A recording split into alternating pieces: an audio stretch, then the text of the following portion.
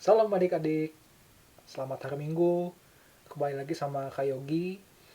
Apa kabar? Kak Yogi berharap kalian semua dalam kondisi semangat, sehat, dan juga siap untuk mendengarkan firman Tuhan. Ya, adik-adik, setelah tadi adik-adik semua memuji Tuhan, ya, mari sekarang kita sama-sama berdoa dulu sebelum nanti kita mau mendengarkan dan belajar ya tentang firman Tuhan.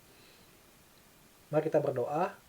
Tuhan Yesus yang baik, terima kasih untuk pagi hari ini. Kami anak-anak-Mu Tuhan siap untuk mendengarkan firman Tuhan. Tuhan, kami mau biarlah Tuhan yang menyertai kami, membimbing kami, sehingga ketika kami merenungkan firman Tuhan, biarlah itu benar-benar tertanam dalam hati dan pikiran kami ya Tuhan. Dan biarlah kami juga boleh melakukannya dalam kehidupan kami sehari-hari ya Tuhan. Terima kasih Tuhan Yesus. Di dalam nama Tuhan Yesus kami berdoa dan mengucap syukur. Amin.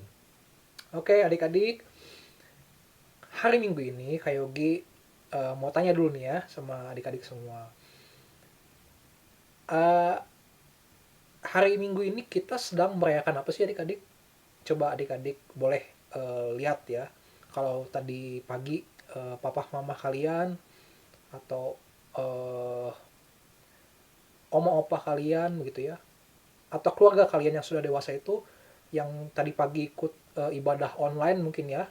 Nah, coba apa sih atau membahas tentang apa sih gitu. Boleh kalian tanya sama papa mama kalian sekarang gitu ya.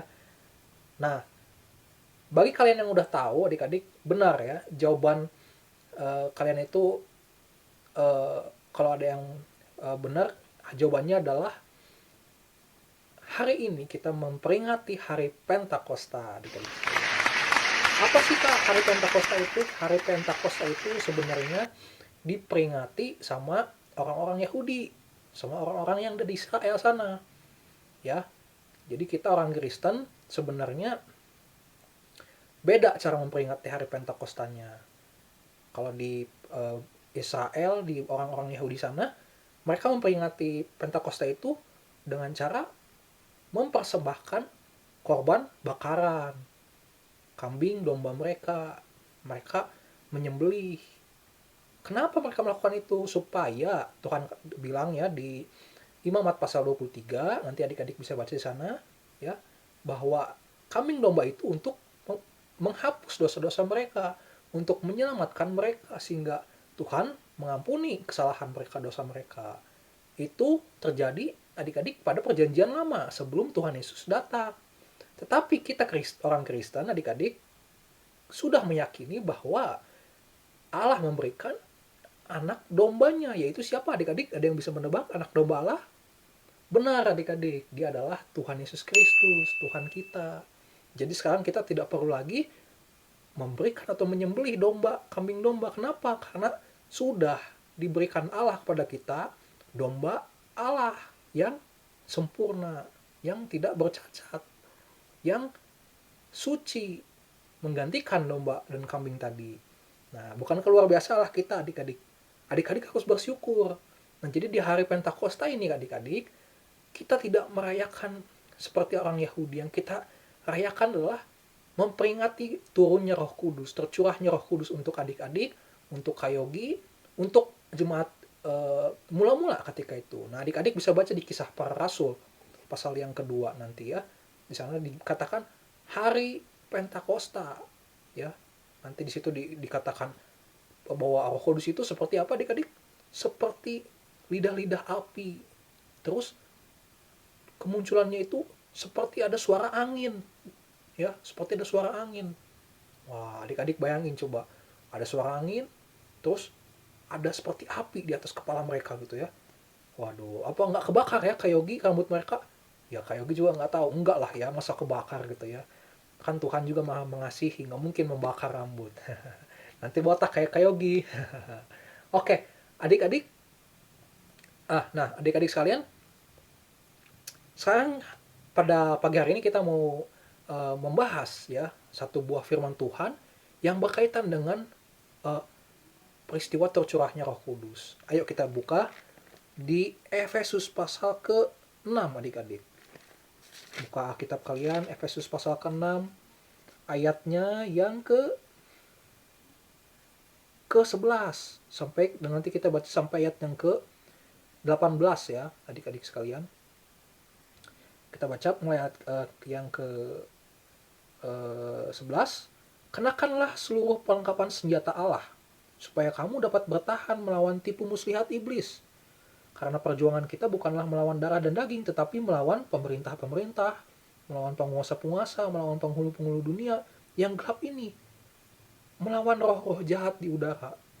Sebab itu ambillah seluruh perlengkapan senjata Allah, supaya kamu dapat mengadakan perlawanan pada hari yang jahat itu, dan tetap berdiri sesudah kamu menyelesaikan segala sesuatu. Nah, jadi berdirilah tegap, berikat pinggangkan kebenaran, dan berbaju zirahkan keadilan. Kakimu berkasutkan kerelaan untuk memberitakan Injil, damai sejahtera. Dalam segala keadaan pergunakanlah perisai iman, sebab dengan perisai itu kamu akan dapat memadamkan semua panah api dari si jahat. Dan terimalah ketopong keselamatan dan pedang roh, yaitu firman Allah. Dalam segala doa dan permohonan berdoalah setiap waktu di dalam roh, dan berjaga-jagalah di dalam doamu itu dengan permohonan yang tak putus-putusnya untuk segala orang kudus. Amin, firman Tuhan. Nah, adik-adik dikasih dalam Tuhan, ya, judulnya adalah perlengkapan rohani. Nah, tadi di ayat yang ke-11 adik-adik coba baca lagi. Kenapa kita harus mengenakan perlengkapan senjata Allah, adik-adik? Ayo, kayak ditanya. Tadi dikatakan kenapa kita harus mengenakan perlengkapan senjata Allah? Kenapa? Karena lawan kita adalah si iblis, adik-adik sekalian. Coba kayak tanya, iblis itu kelihatan nggak, adik-adik? Bisa dipegang nggak? Bisa dilihat nggak gitu? Coba. Nggak bisa kan, adik-adik? Nah, makanya itu. Kalau gitu, bisa nggak adik-adik iblis ini dilawan dengan senjata, misalkan dengan pistol, atau dengan misalkan adik-adik punya apa ya, punya salib, punya kalung salib, terus adik-adik pukul tuh pakai salib itu ke iblis itu ya, pukul-pukul begitu, usir. Nah, bisa nggak adik-adik? Atau adik-adik tameng atau perisai untuk menahan serangan iblis itu, bisa nggak adik-adik? Nggak bisa ya. Nah, jadi gimana dong Kak Yogi untuk melawan iblis? Ini dia adik-adik di pasal ke-6 ayat yang ke-13 itu, Paulus bilang, ya, firman Tuhan bilang, kenakanlah seluruh senjata Allah. Oh, ternyata ada senjata yang bisa melawan iblis itu, adik-adik. Apa itu? Itu adalah senjata Allah. Apa aja sih senjata Allah itu? Yuk kita lihat sama-sama ayat 14 ya, adik-adik ya. Berdirilah tegap, berikat pinggangkan kebenaran. Oh, jadi yang pertama adalah kita harus mengenakan ikat pinggang kebenaran. Nah, adik-adik, ikat pinggang ini harus punya kebenaran. Kebenaran apa, adik-adik? Kebenaran firman Tuhan. Kan satu-satunya yang benar itu adalah firman Tuhan, ya. Nah, lalu apalagi adik-adik, berbaju zirah kan keadilan. Nah, baju zirah, ya, yang dikenakan sama tentara itu ya, baju zirah. Nah, baju zirah itu harus baju zirah keadilan. Keadilan apa, adik-adik? Keadilan yang adil menurut Tuhan, menurut Allah. Nah, adil Allah itu seperti apa, adik-adik? Keadilan Allah itu adalah Allah tegas, tetapi juga mengasihi, adik-adik.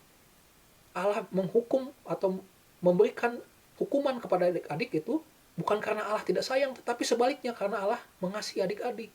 Supaya nanti adik-adik kembali lagi kepada Allah. Nah, itu yang kedua ya. Yang ketiga adalah kakimu berkasutkan kerelaan. Oh, yang ketiga kita harus memakai kasut. Nah, kasut itu apa sih? Adik-adik bisa cari nanti di Google ya. Kasut itu alas kaki atau sendal lah bagaimana caranya. Tapi sendal ini bukan sembarangan sendal, tapi sendal atau kasut yang rela memberitakan Injil. Nah, kayak ditanya, kasut itu fungsinya apa sih, adik-adik? Atau sendal itu fungsinya apa? Sendal itu fungsinya untuk kita berjalan. Kita pakai kemanapun kita berjalan, kemanapun kita melangkah, itu harus ada di kaki kita. Nah, jadi adik-adik, kemanapun adik-adik nanti berjalan, kalau sudah dewasa, sudah besar gitu ya, udah tumbuh nanti dari kelas Lukas, beranjak ke remaja, adik-adik harus setia terus memberitakan Injil kepada orang-orang di luar sana, dikatakan. Lalu selanjutnya adik-adik adalah ayat 16, Pergunakanlah perisai iman, adik-adik sekalian. Nah, perisai iman. Nah, sekarang perisai. Sekarang kita punya perisai. Tameng ya. Tapi tameng ini bukan sembarangan tameng, tapi tameng yang punya iman. Iman di dalam nama siapa, adik-adik? Betul, di dalam nama Tuhan Yesus Kristus. Jadi kalau kita pakai tameng ini, kita pakai perisai ini, serangan si iblis tadi apa? Tidak akan bisa, ya, tidak akan mempan pada si kita, karena kita selalu memikirkan tentang firman Tuhan.